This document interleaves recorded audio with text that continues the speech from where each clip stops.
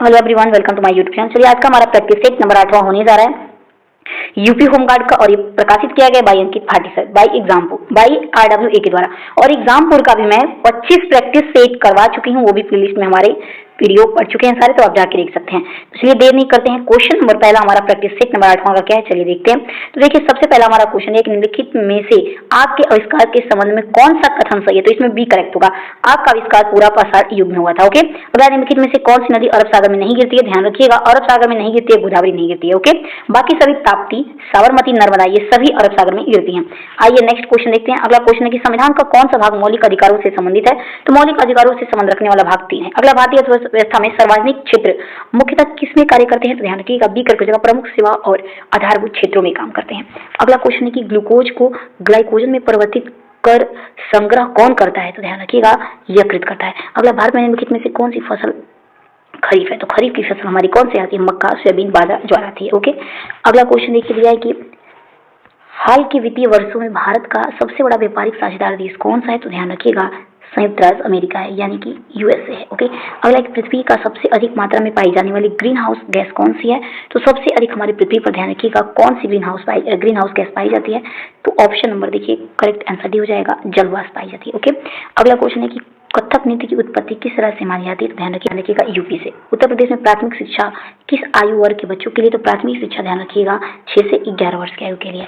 अगला क्वेश्चन है कि निम्नलिखित में से कौन सा जिला उत्तर प्रदेश में चूना पत्थर के लिए प्रमुख भंडार के लिए जाना है, तो चूना पत्थर हमारे यूपी में मिर्जापुर में। अगला उत्तर प्रदेश में राजस्व प्रशासन का सर्वोच्च निकाय कौन सा है, तो राजस्व प्रशासन का पूछा है, सर्वोच्च निकाय कौन सा होता है, ध्यान रखिएगा, और राजस्व विभाग होता है। अगला है कि जनगणना 2011 के अनुसार उत्तर प्रदेश का लिंगानुपात राष्ट्रीय औसत 943 के मुकाबले कैसा था, तो ध्यान रखिएगा करेक्ट आंसर हो जाएगा राष्ट्रीय औसत से कम था। और एक भारत में आतंकवाद से संबंधित मामलों की जांच के लिए केंद्रीय नोडल एजेंसी कौन सी है, तो जांच के लिए केंद्रीय नोडल एजेंसी हमारी ये राष्ट्रीय जांच एजेंसी है। अगला मानव अधिकार संरक्षण नियम को किस वर्ष अधिनियमित या फिर प्रभावी किया गया था, फिर लागू किया गया था, ध्यान रखिएगा 1993 में। अगला है कि भारत का निर्वाचन आयोग किस श्रेणी की संस्था के रूप में वर्गीकृत है, तो ध्यान रखिएगा संविधान द्वारा स्थापित संस्था के द्वारा। अगला है कि भारतीय संविधान दिवस प्रत्येक वर्ष किस तिथि को मनाया जाता है, तो ध्यान रखिएगा प्रत्येक वर्ष हम किस तिथि को मनाते हैं, तो ऑप्शन नंबर बी हो जाएगा 26 नवंबर को। अगला है कि हार्ट लैम्प चुनिंदा कहानियां किस पुरस्कार में सम्मानित हुई, ध्यान रखिएगा करेक्ट आंसर भी हो जाएगा अंतर्राष्ट्रीय बुकर पुरस्कार से। अगला क्वेश्चन की सोशल मीडिया क्या है, ध्यान रखिएगा सोशल मीडिया क्या है, तो डिजिटल प्लेटफॉर्म जहां लोग जानकारी और विचारों को साझा करते हैं और संवाद करते हैं। अगला कि भारतीय संविधान के किस अनुच्छेद में महिलाओं को पुरुषों के समान अधिकार प्रदान प्रावधान है, तो अनुच्छेद ध्यान रखिएगा 14 में है। ओके, ऑप्शन नंबर 1 करेक्ट हो जाएगा। अगला कि लू वीट वेव संबंधित कौन सा कथन सही है, तो ध्यान रखिएगा बी करेक्ट है, ग्रीष्मकालीन की असामान्य रूप से उच्च तापमान की स्थिति होती है। अगला कि मुख्यमंत्री की सुरक्षा योजना की खेत की सुरक्षा के लिए कौन सी तकनीकी का इस्तेमाल किया जाता है, ध्यान रखिएगा सौर बाढ़ का। अगला क्वेश्चन है कि जनगणना 2011 में भारत की औसत जनसंख्या वृद्धि दर कितनी दर्ज की गई थी, ध्यान रखिएगा 17.6% दर्ज की गई थी।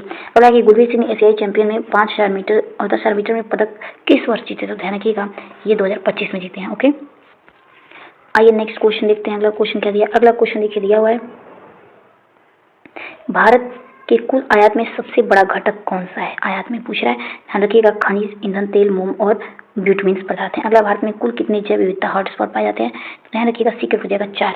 आइए अगले प्रश्न की तरफ बढ़ते हैं। अगला है कि 2011 जनगणना के अनुसार भारत में शहरीकरण का प्रतिशत कितना था, शहरीकरण का 31.16% था। अगला कथक शब्द किससे निकला है, ध्यान रखिएगा कथक शब्द इसमें पूछा जा रहा है किससे निकला है, तो ये करेक्ट हो जाएगा कथा से।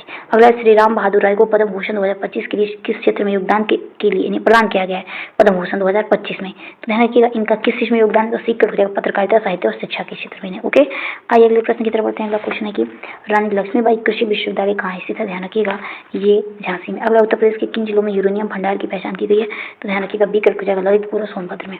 अगला क्वेश्चन है कि उत्तर प्रदेश में भूमि प्रशासन और कर संग्रह का समन्वय किसके द्वारा प्राप्त किया जाता है, तो ऑप्शन नंबर इसमें ध्यान रखिएगा सीक्रेट हो जाएगा मुख्य सचिव और राजस्व के द्वारा।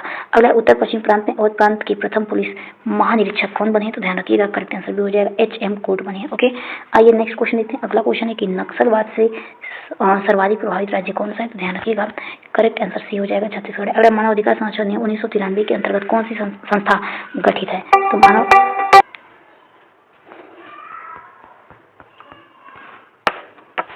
तो चलिए देखिए इसमें ऑप्शन नंबर हमारा कौन सा सही हो जाएगा, तो देखिए राइट आंसर हमारे इसमें बी ऑप्शन हो जाएगा, यानी कि राष्ट्रीय मानव अधिकार आयोग के द्वारा।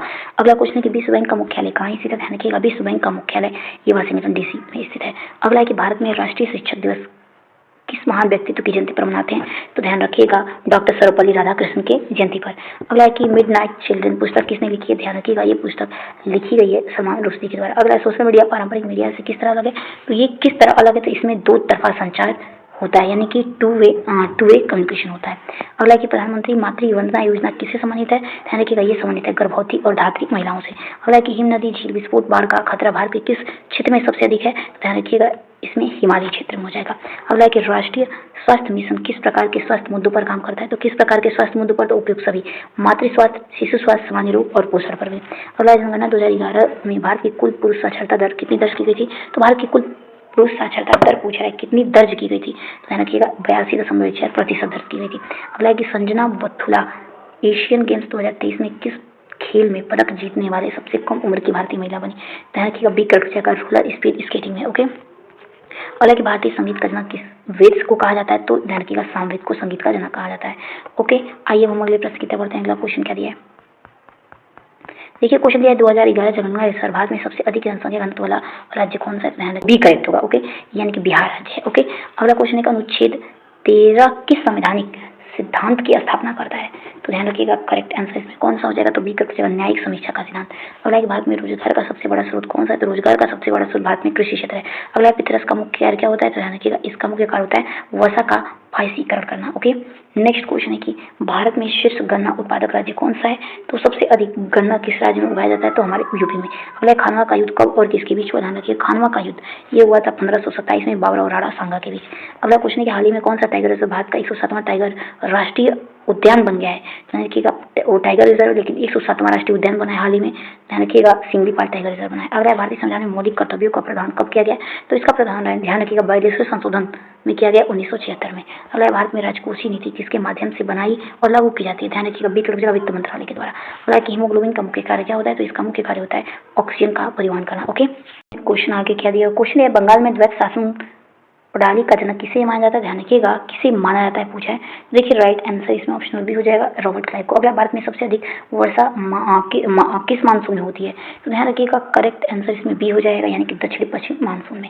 अगला क्वेश्चन है अनुच्छेद 143 के अनुसार अंतर्गत राष्ट्रपति किन विषयों में सर्वोच्च न्यायालय से परामर्श ले सकते हैं? किन विषय में पूछा? ध्यान रखिएगा तो ये केवल संवैधानिक विषयों में। अगला क्वेश्चन प्रधानमंत्री आवास योजना में वित्तीय सहायता कितनी है? ध्यान रखिएगा इसमें वित्तीय सहायता है ऑप्शन बी करेक्ट हो जाएगा। इसमें मैदानी क्षेत्र में 1.2 लाख और पहाड़ी कठिन क्षेत्रों में 1.3 लाख है। अगला क्वेश्चन के नीचे दिए गए कौन सा दृश्य अपरिवर्तन का उदाहरण है? अपवर्तन का उदाहरण पानी में डूबा छड़ी का टूटा हुआ दिखाई देना, ठीक है, या फिर टेढ़ा दिखाई देना, ठीक है। ध्यान रखिएगा अगला क्वेश्चन है कि भारत में गन्ना के लिए आदर्श वर्षा कितनी होती है? ध्यान रखिएगा इसमें ऑप्शन नंबर सी हो जाएगा 1200 लेकर के 1500 मिलीमीटर। ओके, अगला क्वेश्चन है कि भारतीय प्रेस का मुक्तिदाता किसे कहा जाता है? तो ये कहा जाता है सर चार्ल्स मेटकॉफ को। अगला है कि कूडनकुलम परमाणु विद्युत परियोजना किस राज्य में है? तो ध्यान रखिएगा ये तमिलनाडु में। अगला न्यायिक समीक्षा का अधिकार भारतीय सर्वोच्च न्यायालय के किस अनुच्छेद में है? तो ये हमारा 13वें अनुच्छेद में। देखते हैं अगला क्वेश्चन है कि उत्तर प्रदेश कौशल विकास मिशन, आगे देखिए उत्तर प्रदेश कौशल विकास मिशन किस आयु वर्ग के युवाओं को केंद्रित है? तो ध्यान रखिएगा करेक्ट आंसर भी हो जाएगा 14 से 35 वर्ष। अगला है कि सोडियम क्लोराइड का खाद्य औद्योगिकरण उपयोग के लिए किस प्रकार किया जाता है? ध्यान रखिएगा सी मसाला खाद्य परीक्षक और सड़कों पर बर्फ पिघलाने के लिए। अगला है कि गेहूं का कीट रोग किस प्रकार का रोगजनक का कारण है? ध्यान रखिएगा ये फफूंद का, जिसे कवक भी कहते हैं।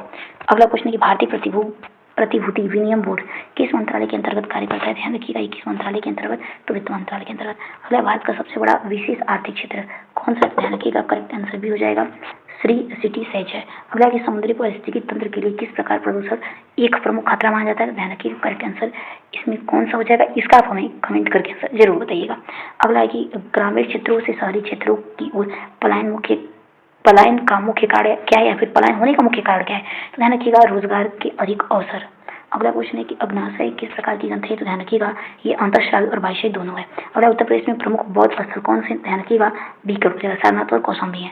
अगला उत्तर प्रदेश में 2 कार्यरत एम्स स्थित ये कौन सा शहर है? तो ध्यान रखिएगा ये किस शहर में स्थित है? तो ऑप्शन नंबर इसमें करेक्ट आंसर भी हो जाएगा रायबरेली और गोरखपुर।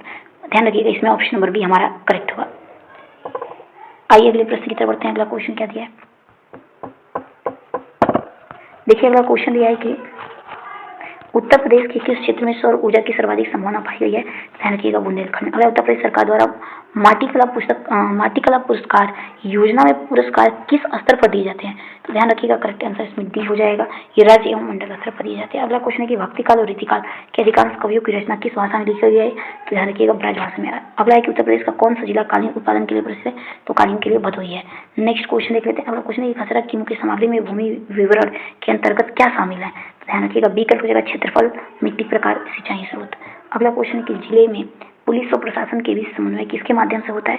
ध्यान रखिएगा पुलिस अधीक्षक और जिलाधिकारी के बीच।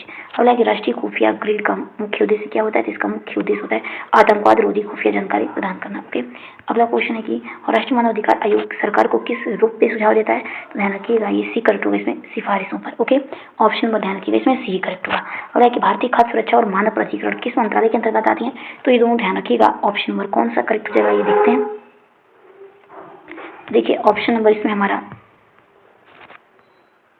बी करेक्ट हो जाएगा, स्वास्थ्य और परिवार कल्याण मंत्रालय के अंतर्गत आता है। ओके, आइए अगले प्रश्न की तरफ बढ़ते हैं। अगला क्वेश्चन है कि विश्व पर्यावरण दिवस कब मनाते हैं? ध्यान रखिएगा 5 जून को मनाते हैं। अगला, उत्तर प्रदेश पुलिस रेगुलेशन के पैरा 190 में मुख्य रूप से किसके लिए निर्देश दिए गए हैं? तो ध्यान रखिएगा ये निर्देश दिए गए सड़कों की गश्त के लिए। अगला है कि आनंद मठ उपन्यास किसके द्वारा लिखी गई है? तो ध्यान रखिएगा ये लिखी गई है बंकिम चंद्र चट्टोपाध्याय के द्वारा। अगला है कि आरपीएफ किस प्रकार का बल है? ध्यान रखिएगा ये केंद्रीय सशस्त्र बल है। अगला है कि भारत में सोशल मीडिया प्लेटफॉर्म के संचालन और उपयोगकर्ता डेटा समेत नियमों को नियंत्रित करने का प्रमुख कानून कौन सा है?